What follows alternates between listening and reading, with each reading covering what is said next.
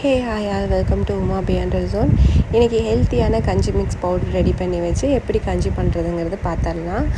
இது எங்கள் அத்தை சொன்ன ரெசிபி. இது எப்படின்னா, முதல்ல கருப்புளுந்தை பாதியாக உடச்சிருந்தது இருந்தாலும் சரி, முழுசாக இருந்தாலும் சரி, அதை நல்லா எல்லாமே நல்லா வணங்கி பொன்னிறமாக அந்த கிறிஸ்பினஸ் வர மாதிரி ஓரளவுக்கு வணக்கிடுங்க.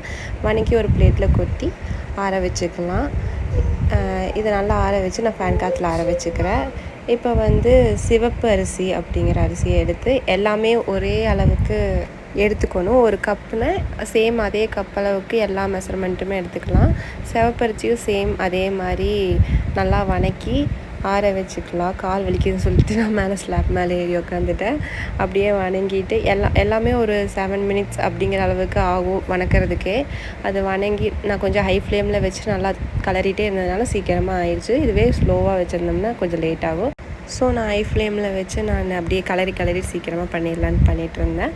அடுத்தது மட்டை அரிசி எடுத்துகிட்டேன். சேம் ஒரு கப் அளவுக்கு எடுத்து அதையும் நல்லா சூடாக்கி பிளேட்டில் போட்டு எல்லாம் ஆற வச்சுட்டேன். அடுத்தது நம்ம பச்சரிசி, ரேஷன் கடையில் கொடுப்பாங்க பச்சரிசி. நம்ம வீட்டில் யூஸ் பண்ணுற அரிசி யூஸ் பண்ணக்கூடாது, பச்சரிசி தான் எடுத்துக்கணும்.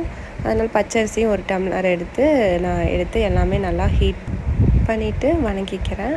நல்லா வணக்கி அதையும் ஒரு பிளேட்டில் கொட்டி அதையும் சேம் ஆற வச்சுக்கிறேன். ஆற வச்சதுக்கப்புறம் எல்லாமே கொஞ்சம் தெறிக்கு பொரிச்சு அந்த ஸ்டேஜ் வரும்போது நான் ஆஃப் பண்ணிடுவேன். எல்லா அரிசியுமே அதே மாதிரி ஸ்டேஜ் வரும்போது ஆஃப் பண்ணி வச்சு ரெடி பண்ணிக்குவேன். அடுத்தது கருப்பு கவுனி அரிசி, இதுவும் ஒரு கப் எடுத்து நல்லா போட்டு ஹீட் பண்ணி எடுத்து வச்சுருக்கேன். ஆக்சுவலாக நான் இது எல்லாமே 1 kg வாங்கினேன். நான் உங்களுக்கு காமிக்கிறதுக்காக எல்லாம் 1 கப் அளவுக்கு வணக்கி வச்சு பவுட்ரு பண்ணி நம்ம வச்சுக்கலாம். இதெல்லாமே நான் இப்படி வணக்கினதுக்கப்புறம் அடுப்பு ஆஃப் பண்ணி வச்சாச்சு. எல்லாம் வணக்கியாச்சு. சும்மா அதை ஸ்மைலி போட்டு வச்சுருந்தேன். எல்லா அரிசியும் மிக்ஸ் பண்ணி நான் 2 பிளேட்டில் எல்லா அரிசியும் போட்டு வச்சுருந்தேன். மிக்ஸ் பண்ணி மிக்ஸி ஜாரில் 2 செட்டாக போட்டு நான் அரைச்சிக்கிட்டேன்.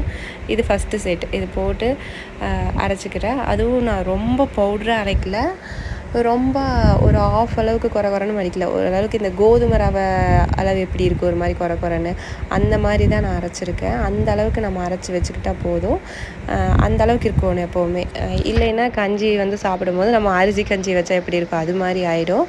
ஸோ நம்ம இது மாதிரி செஞ்சுக்கலாம். இந்த ஒரு கோதுமை ரவை பக்குவ அளவுக்கு அரைச்சி நல்லா கலக்கி அரைச்சிக்கலாம். அப்போ ஒவ்வொரு டைம் அரைக்கும் போது என்ன ஆகும்னா, கீழே போய் அரிசியெல்லாம் தங்கி இருக்கும், மேலே கொஞ்சம் கோதுமை ரவை அளவுக்கு பக்குவமாக இருக்கும். கீழே பார்த்திங்கன்னா அரிசியாக இருக்கும். அதனால் கலக்கி நான் ஒரு செகண்டு போட்டு அரைச்சேன்னா எடுத்து நல்லா கலக்கி அரைச்சிக்குவேன். அது மாதிரி அரைச்சி நான் 2 செட்டாக அரைச்சி இதை பவுடராக்கி ஒரு ஏர்டைட் டப்பாவில் போட்டு நம்ம ஸ்டோர்